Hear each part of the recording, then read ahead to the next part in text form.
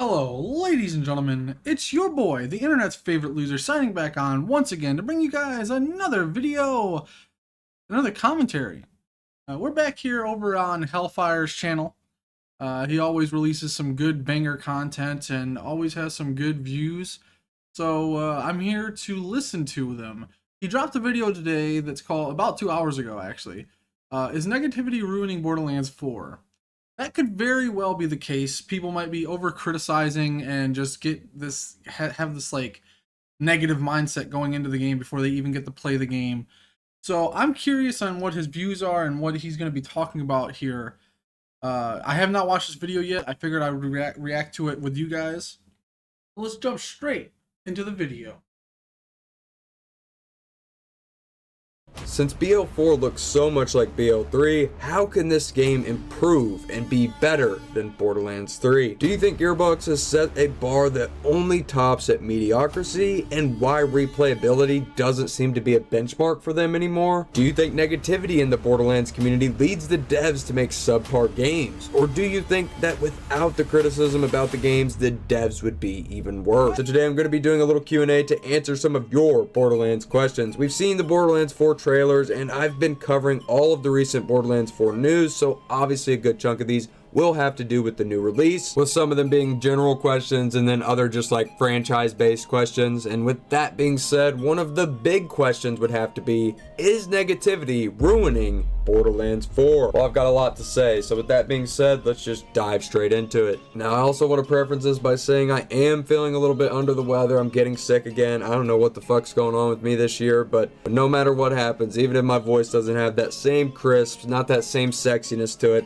Hellfire's still going to be here to go ahead and cut this commentary. So with that being said, our first question comes from Arakiel, and he says, do you think negativity in the Borderlands community leads the devs to make subpar games, or do you think without the criticism about the games, the devs would be even worse? So yeah, to be honest, I know this is what I'm going to title the video, because I think this is an important one to go ahead and knock out right here, right now.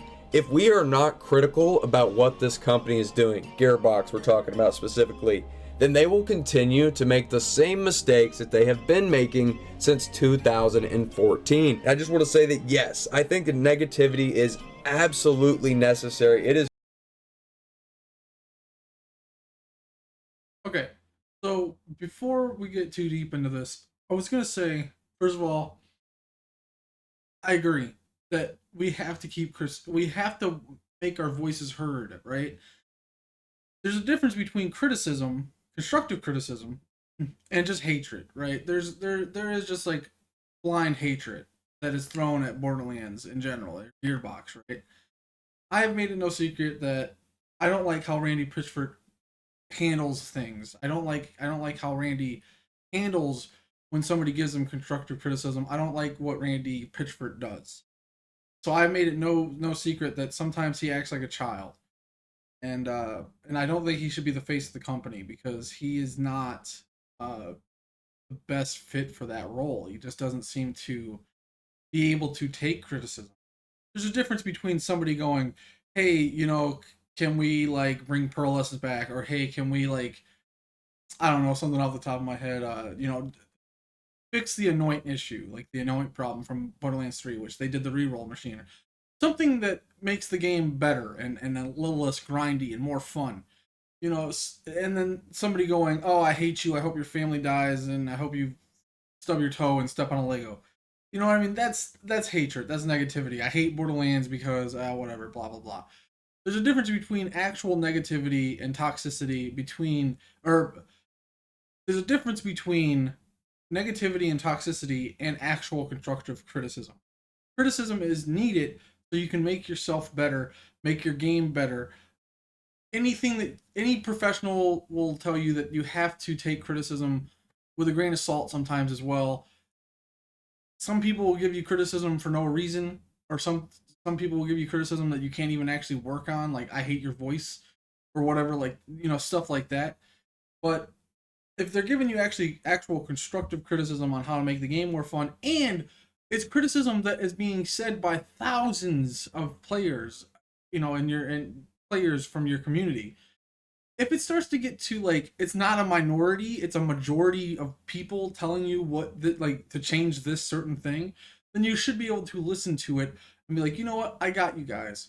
Or if you get criticism, you should be able to refute that criticism or give the community something to like hang on. Like, don't just block somebody because they said something. If it's constructive, don't block them. At least answer it so the community can be like, oh, you know what? He seen that, he heard it, and he gave us an answer. But instead, Randy will go on a banning spree and just won't want to listen and talk to nobody. It's ridiculous. So anyway, go ahead, back to Hellfire. Is crucial in the Borderlands space because a lot of the community likes to blow smoke up each other's asses. They like to say, oh, you know what?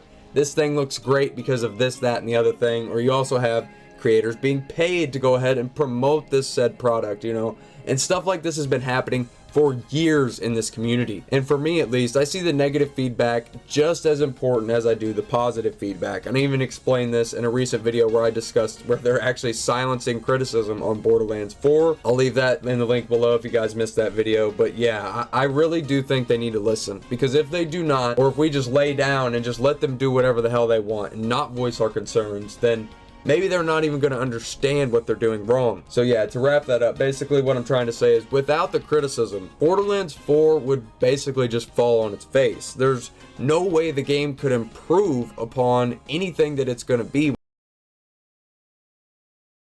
And I 100% agree with that. That's pretty much all I've been saying, is that as long as we give them constructive criticism and they actually listen, then the game is going to be phenomenal. Like, as long as they listen to what our concerns are and like try to appease the fan base as much as they can, the game's going to be fantastic. I can already tell you that. Like, I want this game to be a success. I want this game to succeed. I want another good Borderlands game to sink my teeth in. So I'm not just saying blindly going, "Oh, Borderlands 4 is going to suck," or whatever. But sometimes you watch like what I've seen in the gaming trailers. Like, sometimes you watch the gameplay trailers and you're like, "Oof, this game needs to cook." You know what I mean? Like, some things just do not look good or look right or have not been addressed. Like, so like hopefully they take the criticism and they make the best Borderlands game they could ever make. Do I have doubts with Gearbox because sometimes they just don't they do things despite themselves. So do I think Gearbox is going to listen to us 100%? No. Do I even think Gearbox is going to listen to us 50%? No. That is the issue. I hope that they change that, and I hope that they prove me wrong, and I hope that they actually listen to the community this time around as much as they can. I'm not saying they don't listen to the community, but they really, really only seem to listen to the community maybe 20% of the time, and that's the issue. We are the players. We are the people paying to play your game and keeping your studio funded, and you know what I mean? So like, I understand that Borderlands is your IP, your baby. You want to do it how you want to do it, but at the same time, you got to appease the people that are bankrolling you, basically, paying you, buying your game, right? The loyal fans that have stuck with you, like myself. I've been playing since Borderlands 1, and I've seen this company produce games that are just not good, man. Like the pre-sequel, that was handled so poorly, man. And that game, God, I have so many complaints about that game. The grinder, every map and area looks the same. It looks so muddy and gray and mundane. There's no real end game. Like, they have produced some very bad. I understand that as Gearbox Australia and they closed up shop, I think. But still, like, the pre-sequel could have been something so much better. Even though it did give us the Claptrap DLC, which is one of the best DLCs in gaming, in my opinion.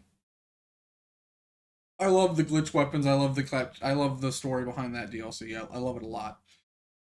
So they did give us a banger before petering out, but I just hope that Gearbox can take the criticism and actually run with it and actually make a game that we can all be proud of. Not only the devs, but the players themselves. You know what I mean? Everybody can be proud of it. And if you want to throw 30,000 DLC like Payday does, if you want to do that and make some money, as long as it's good content, I guess you got to do what you got to do. I don't personally like this. I don't want to have my wallet pillaged, so I hope they do this in a way that, I don't know. I don't see a good way of ever handling season passes and stuff like that. So I don't know. But anyway, he might be wrapping up on this question, and the rest of it might just be other questions. So we'll see. We'll see what he's got to say here. When it comes out if we don't criticize it for what it is. So to answer the first part of your question, no, I don't think negativity leads the devs to make subpar games, but I do think it leads them to squirm a little bit even when they're still developing. And in my opinion, at least, they absolutely should be squirming because this franchise has been on the decline for a long ass time. And when this is my favorite franchise that I've ever played, and only about half of the games are even somewhat decent to really good, and not even if you're counting spin-offs and what they did with the movie and stuff like that, there's been a lot of stuff to be left desired. Oh boy. Buddy, I hope you're not Hellfire. Listen, I hope you're not actually putting the pre-sequel in there with halfway decent. That game is garbage. Like I'm sorry. All right, there was no unless you're playing with a bunch of mods that actually fix drops and give bosses actual drop chances instead of just having to grind for weapons. Hit the grinder and farming Irajiwa for 1,000 thingies, and you know, dude, on console, I did the 2-player thing where I just kept duplicating guns, so I could keep using the grinder over and over and over and over to get every legendary in the game.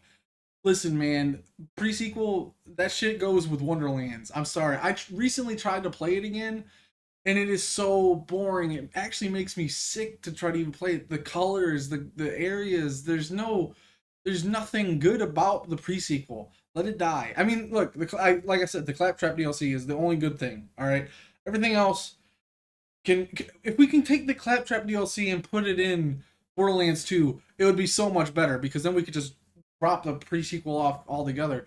Drop it off at a tell the pre-sequel we're dropping it off at school, but we're actually dropping it off at an orphanage just to fucking forget about it because it sucks.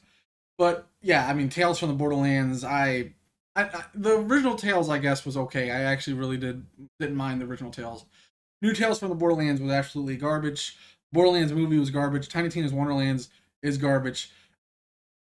And I would actually put Borderlands 3 up with the actual good games, all right?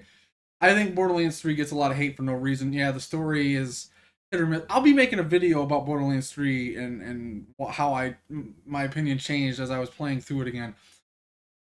But I will definitely. There's a lot of criticism to Borderlands 3, right? I get that, and I wholeheartedly believe in a lot of it. But the amount of hate that game gets when it actually has really good gameplay, I really enjoy the end game content too. So we'll talk about that in another video. But there's only really 2 games. Well, like I said, Borderlands 3 gets a lot of hate for no reason. But really 2 solid games out of this franchise, and that's Borderlands 1 and Borderlands 2. And I will throw Borderlands 3 up in the actual halfway decent category. I actually really do enjoy Borderlands 3 now, as I've been playing through it again.